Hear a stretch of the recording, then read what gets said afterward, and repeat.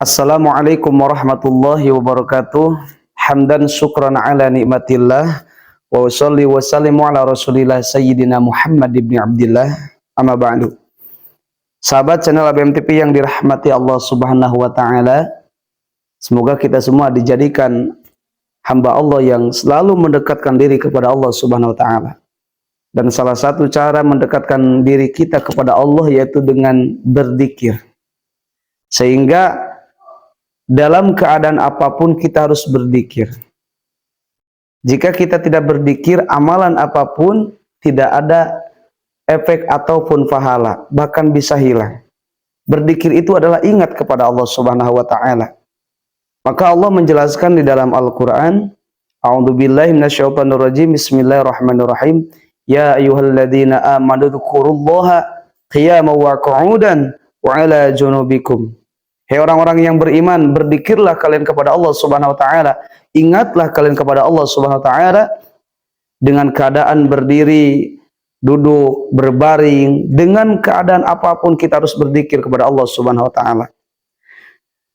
Karena berzikir ini merupakan syarat untuk kita meraih ridho Allah Subhanahu wa taala.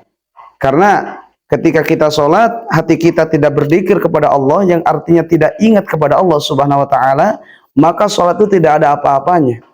Ketika kita baca Quran, membaca Quran kita tidak ingat kepada Allah Subhanahu wa taala.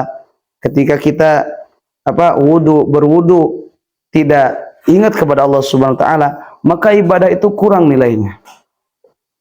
Maka salah satu tanda orang yang beriman itu diantaranya adalah berzikir kepada Allah Subhanahu wa ta'ala dengan keadaan apapun.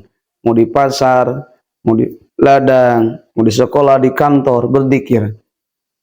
Sehingga orang yang berzikir itu akan dipenuhi hatinya dengan cahaya-cahaya Allah Subhanahu wa ta'ala. Dengan cahaya-cahaya zikrullah. Dan hatinya akan menjadi tenang. Ala bidzikrillahi tatmainnul qulub. Ingatlah, hati akan menjadi tenang terkecuali dengan zikir kepada Allah Subhanahu wa taala. Bahkan ada hadis, masalul ladzi yadhkurunallaha wal ladzi la yadhkurun kamasalil hayy wal mayyit.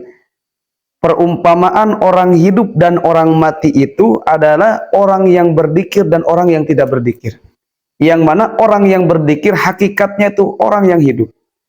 Dan orang yang tidak berzikir sama sekali kepada Allah Subhanahu wa taala, maka orang itu adalah orang mati. Yang mana di sini dikaitkan dengan mati hatinya. Jadi orang yang berzikir kepada Allah itu adalah orang yang hidup hatinya. Orang yang tidak berzikir kepada Allah Subhanahu wa taala adalah orang yang mati hatinya. Maka bacaan zikir itu beragam-ragam. Ada kalimah-kalimah yang tertentu, ada zikir nabawiyah, ada dzikir hauqala, dan banyak dzikir-dzikir yang lain, yang mana satu persatu dari dzikir-dzikir tersebut itu memiliki khasiat, memiliki keutamaan yang berbeda-beda. Seperti dzikir ya Hayyu ya Qayyum, itu luar biasa ketika kita diamalkan, para wali mengamalkan dzikir-dzikir tersebut. Sehingga orang yang mewiridkan dzikir ya Hayyu ya Qayyum itu akan diberikan oleh Allah Subhanahu wa taala ketenangan hati, akan diberikan oleh Allah Subhanahu wa taala itu adalah kewibawaan, harta, apapun hajatnya akan dikabul. Dalam kitab Ihya dijelaskan. Nah, namun di sini dzikir ya Hayyu ya Qayyum itu bukan ya Hayyu ya Qayyum bi rahmatika astaghis. Di antaranya ada kunci dari dzikir itu. Yang dimana dzikir ini bisa untuk penjagaan kita di dunia, penjagaan kita di akhirat, penjagaan untuk harta kita, untuk hajat kita. Maka dijelaskan dzikir ini di dalam kitab At-Ta'liq, yang menjelaskan adalah Imam Abu Muhammad Al-Qadi Al-Husain rahimahullah, yang mana ketika kita membaca dzikir ini, kita akan diberikan oleh Allah Subhanahu wa taala penjagaan dunia dan akhirat. Dan bahkan ketika kita membaca dzikir ini akan diberikan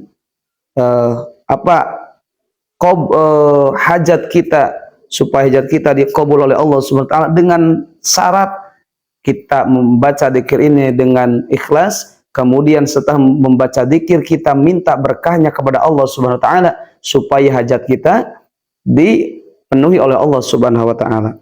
Adapun zikirnya yaitu A'udzubillahi minasyaitonirrajim. Bismillahirrahmanirrahim. Hasantukum bil hayyil qayyum alladzi la yamutu abadan. Itu zikirnya. Ini ada perbedaan zikir, tetapi ada al-hayyu dan al-qayyum. Yang mana al-hayyu itu dat yang maha hidup, al-qayyum itu dat yang berdiri sendiri, yang artinya tidak membutuhkan orang yang tidak membutuhkan makhluk, yang artinya Allah berdiri mengatur segalanya sendiri. Nah, di sini kalimat dzikir yang diceritakan di dalam kitab ini yaitu hasantukum bil hayyil qayyum la yamutu alladzi la yamutu abadan. Kita ulangi dzikir itu sebanyak mungkin. Bisa kita baca di pagi hari, bisa kita baca di sore hari.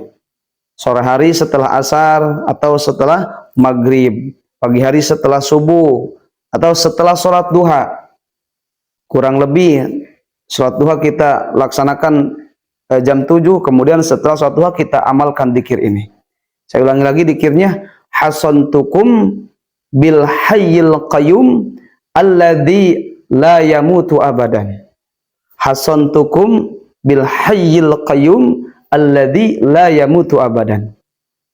Ikhwan fillah yang dirahmati Allah Subhanahu wa taala. Setelah kita membaca dzikir ini, maka kita bertawasul kepada Allah Subhanahu wa taala dengan bacaan dzikir ini, yaitu ya Allah, minta keberkahan dari dzikir tersebut, semoga hajatku, semoga diriku, keluargaku dijaga dan diberkahi oleh Allah Subhanahu wa taala, dilimpahkan rezeki yang halal, yang berkah. Ikhwan fillah yang dirahmati Allah Subhanahu wa taala, mungkin itulah kalimat dzikir yang kunci dari al-hayyu dan al-qayyum alladzi la yamutu abadan. Saya ulangi lagi, hasantukum bil hayyil qayyum alladzi la yamutu abadan. Semoga bermanfaat. Wassalamualaikum warahmatullahi wabarakatuh.